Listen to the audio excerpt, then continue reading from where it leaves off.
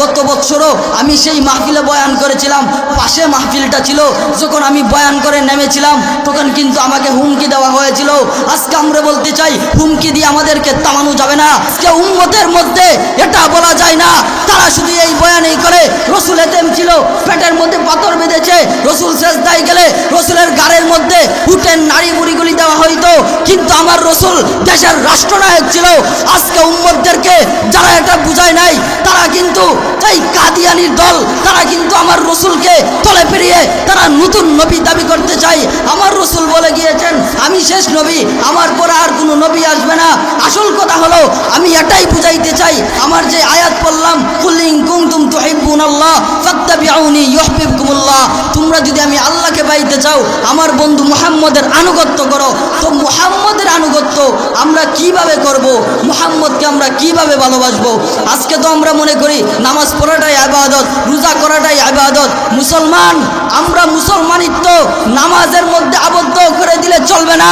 আমাদের মুসলমানিত্ব রোজার মধ্যে আবদ্ধ করে দিলে চলবে না। আমার মুসলমানিত্ব সেজদার মধ্যে আবদ্ধ করে দিলে চলবে না।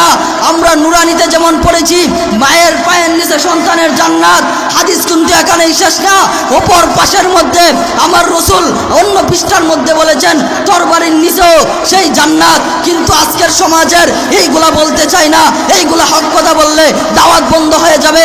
যার কারণে আজকে শুধু উম্মতদেরকে এটাই বুঝাই রসুল এতিম ছিল, পেটের মধ্যে পাথর বেঁধেছে, কিন্তু বড় আফসোস লাগে, আফসোসের সাথে আজকে কথাগুলা বলতে হয়। আমার রসুল দেশের রাষ্ট্রনায়ক ছিল, আজকে উম্মতদেরকে এখান থেকে দূরে সরানো হচ্ছে। আসল কথা হলো আমার রসুল দেশের রাষ্ট্রনায়ক ছিল। আজকে যদি রসুলের তরিকা মতো দেশের মধ্যে রাষ্ট্রনায়ক গঠন করা যায়, তারা চুরি করতে পারবে না, ডাকাতি করতে পারবে না, চাঁদাবাজি করতে পারবে না, লম্পট করতে পারবে না, আমার দেশের মাল চুরি করতে পারবে না।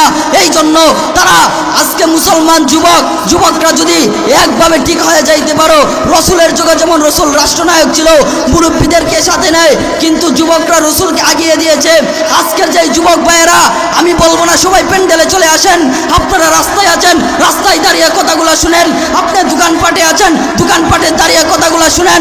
আজকের যুবকরা যদি ঈমান তাজা নিয়ে শাহজালাল মুজাররদ ইয়ামনির মতো আল্লাহু আকবারের ধ্বনি দিতে পারেন, আজকের যুবকরা যদি ভিতরের মধ্যে ঈমানের তাজা নিয়ে আল্লাহু আকবারের ধ্বনি দিতে পারেন, আজকে আমরা মুখের মধ্যে যেমন রসুলের মহব্বত দেখাই, অন্তরে যদি সেই মদিনাওয়ালার প্রেমটা লালন করতে পারতাম, আজকে আমরা মুখের মধ্যে রসুলের যত ইশক দেখাই, অন্তরে যদি সেই মদিনাওয়ালার ইশক আমরা লালন করতে পারতাম, আজকে আমরা মুখের মধ্যে রসুলের যত শান দেখাই, আমরা যদি বুকের মধ্যে সেই মদিনাওয়ালার শান আমরা লালন করতে পারতাম, এই বাংলার জমিনে কোনো নাস্তিক, কোনো মুরতাদ, কোনো ইহুদি খ্রিস্টানদের কোনো দালাল, কোনো কাদিয়ানির বাচ্চা আমার রসুলকে তো নবী দাবি করতে পারতো না, ঠিক কিনা?